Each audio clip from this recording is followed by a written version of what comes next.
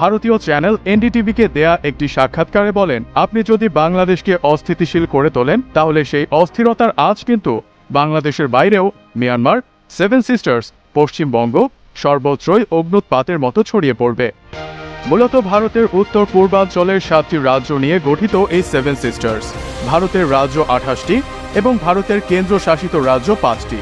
এর মধ্যে অরুণাচল প্রদেশ, আসাম, মণিপুর, মেঘালয়, মিজোরাম, নাগাল্যান্ড এবং ত্রিপুরা সেভেন সিস্টার্স নামে পরিচিত।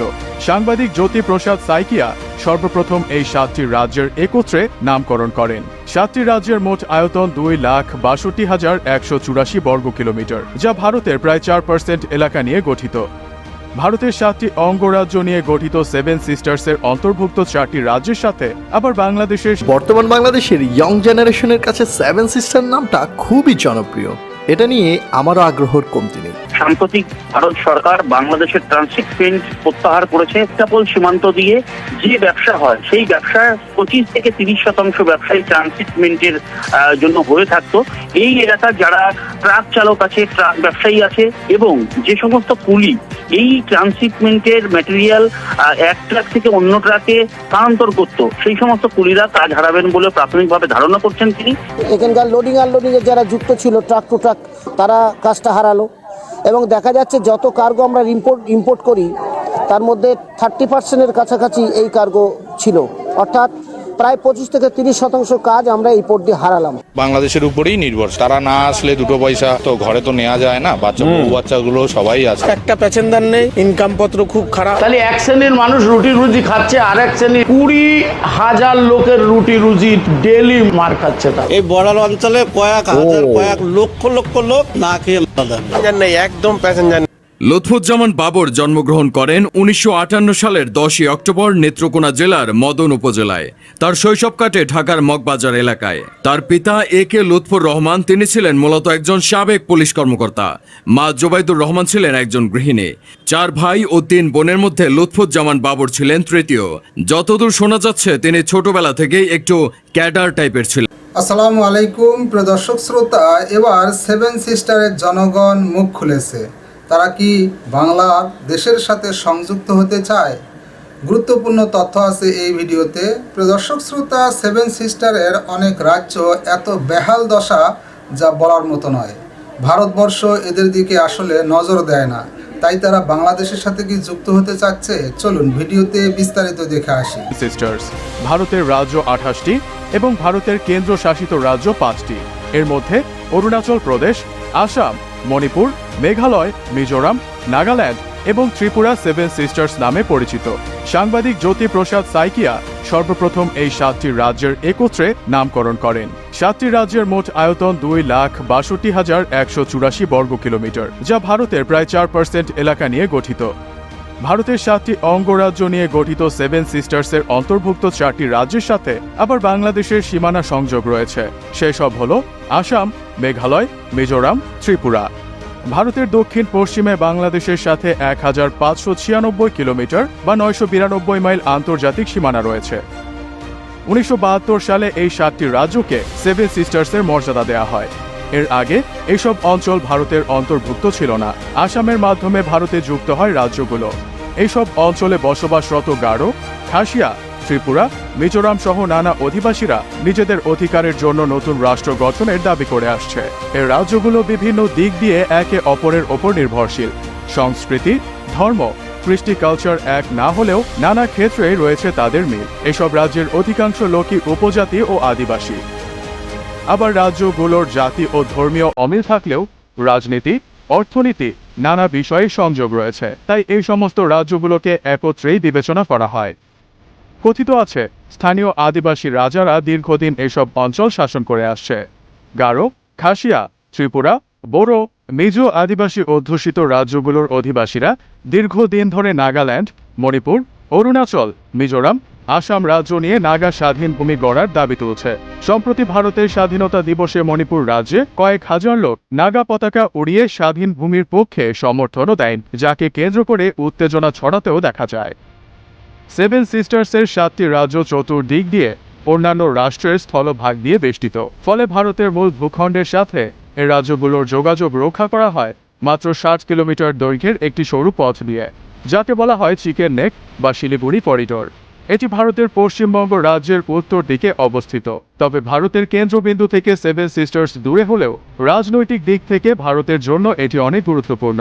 এছাড়া ভারতের ভৌগোলিক অখণ্ডতা রক্ষা ও উত্তর পূর্ব ভারতের রাজনৈতিক স্থিতিশীলতা বজায় রাখার জন্য নয়াদিল্লি এই অঞ্চলটিকে বেশ গুরুত্বের সাথে দেখে।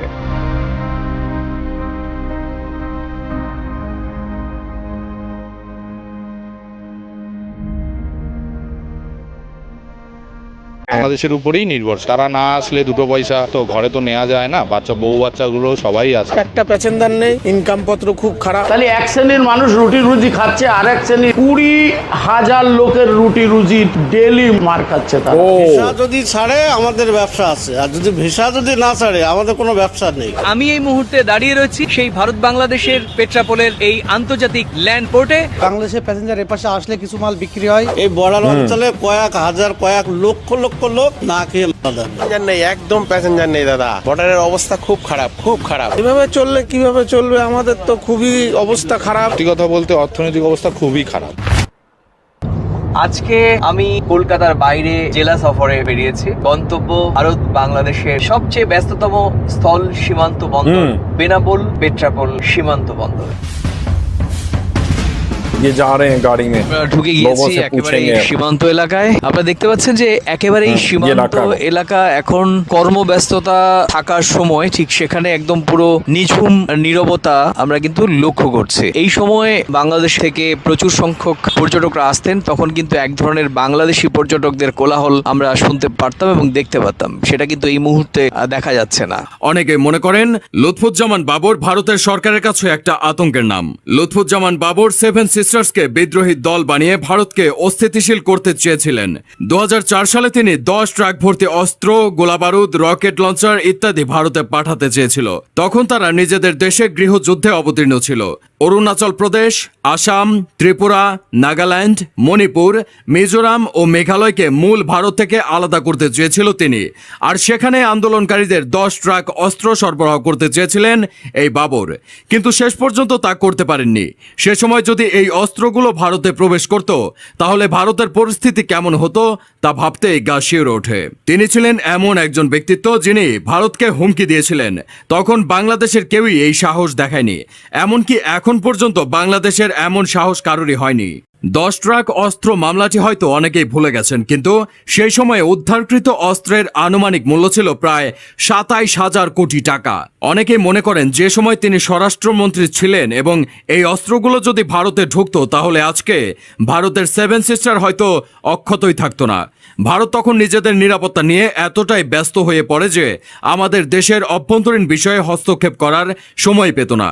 ফলে হয়তো আমাদের দেশকেও 17 বছর এই দুঃশাসন সহ্য করতে হতো না। তার সেই বিখ্যাত dialogue we are looking for শত্রুজ, যা আজও অনেকে ভুলতে পারেনি। এখানকার আদিবাসীদের মধ্যে খাসি, গারো, জৈন্তারাই সংখ্যাগরিষ্ঠ। এই গাড়িটির পিছনে যে বস্তাগুলো দেখতে পাচ্ছেন এগুলোতে আছে শূকর, মূলত বিক্রি করার জন্য খাসি নারীরা এগুলোকে বাজারে এনেছেন।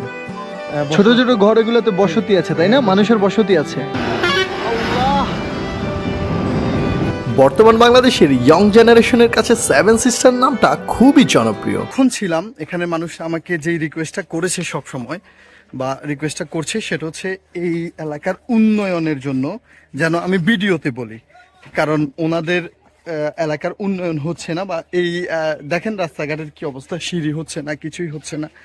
তো এগুলো যদি হয়ে যায় তাহলে তারা একটু ভালো থাকবে বা হচ্ছে সুখে জীবন কাটাতে পারবে, এটা আর কি, আর কিছু না।